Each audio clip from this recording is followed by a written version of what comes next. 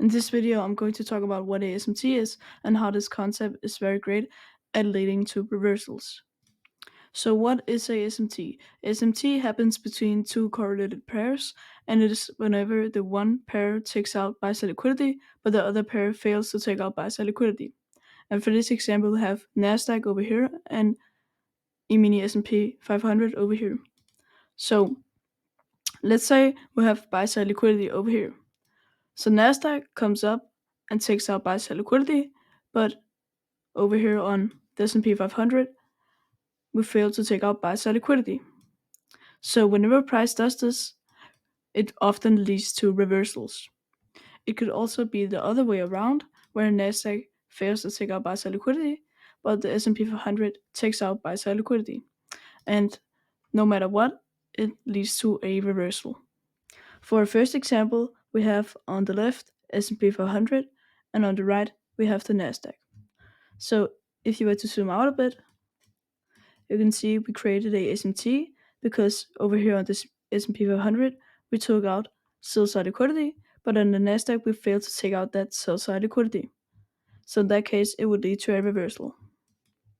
And as you see, it did lead to a reversal, taking out buy side liquidity, and the same over here on the S&P 500. So if you were to take a trade entry, I would not take a trade entry right when we took out sell side liquidity over here on the S&P 500, because I need a confirmation as it is very hard to take a long at a SMT. So SMT is basically the smart money reversal, and as most of us know, we have to get a little confirmation from the smart money reversal before taking a trade entry. So right here, we make the smart money reversal because we made the SMT, and then we make a inversion for value gap. So in this case, if I were to take a trade entry, I would take it right when we created this inversion for value gap, either at the close above it or at the inversion for value gap. And then I would put my stop loss at the level we created at the SMT, and then target these highs up here.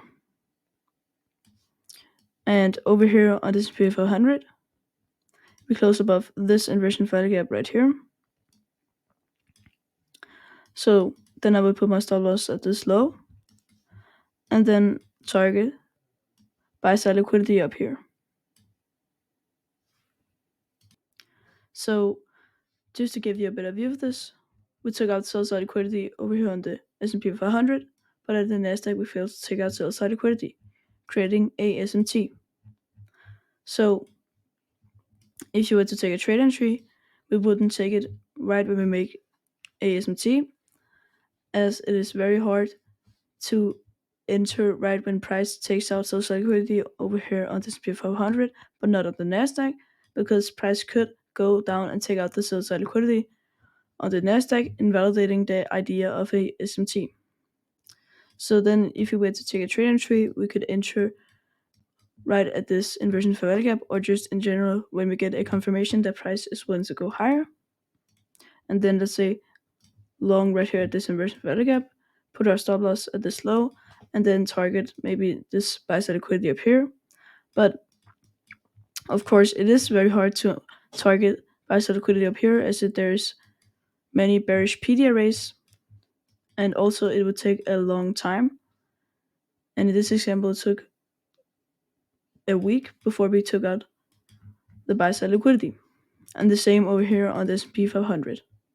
So if I were to use this SMT, I would use it as a confirmation that price is willing to go higher. Same with this inversion value gap. So for this example, we see price has taken out on the S&P 500 these lows right here, which is sell side liquidity, and over here on the NASDAQ, price failed to take out these lows, creating a SMT. So if we zoom in, we can also see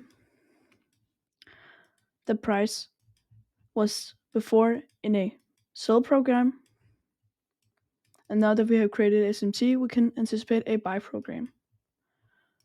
So right here we touch a value gap, and after that we start to go higher. But if we were to find any confirmations, it would probably be this change instead of delivery right here.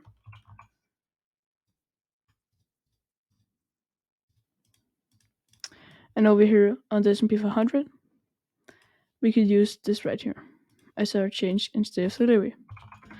Already we have one confirmation that price is going to go higher, and we also have two inversion value gaps within here. So if we were to take a trade entry, we can long at the change instead of delivery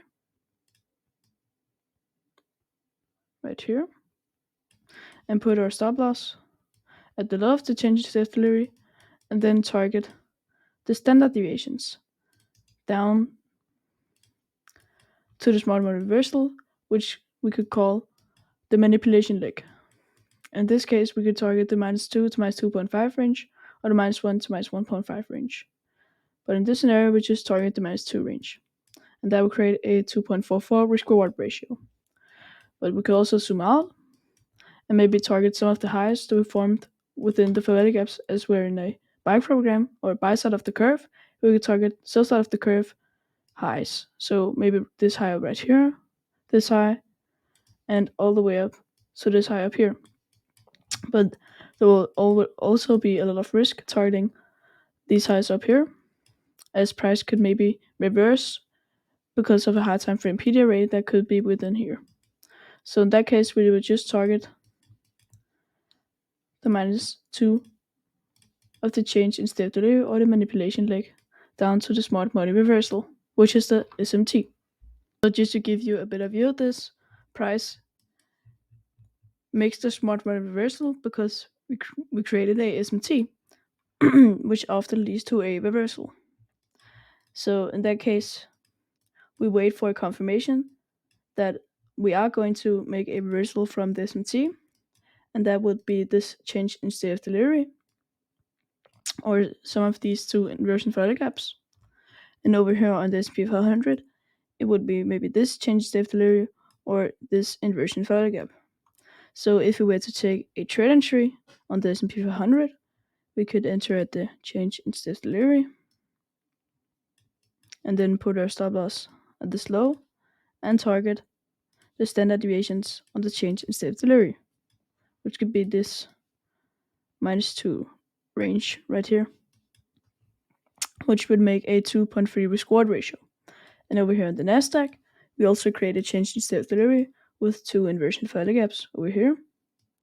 So if you were to take a trade entry on the Nasdaq, put your stop loss at the SMT, and then target the -2 or -2.5 range of the change instead of delivery standard deviations. And as you see, that creates a 2.4 risk-reward ratio. So this video was all about the ICT concept SMT and how this concept often leads to a reversal. So I hope you liked this video, and if you did, please like and subscribe. And if there was anything you didn't understand, or if you have any questions, just comment down below. And also, I have a Discord, so if you'd like to engage with the traders, you can join it. Link in the description is totally free.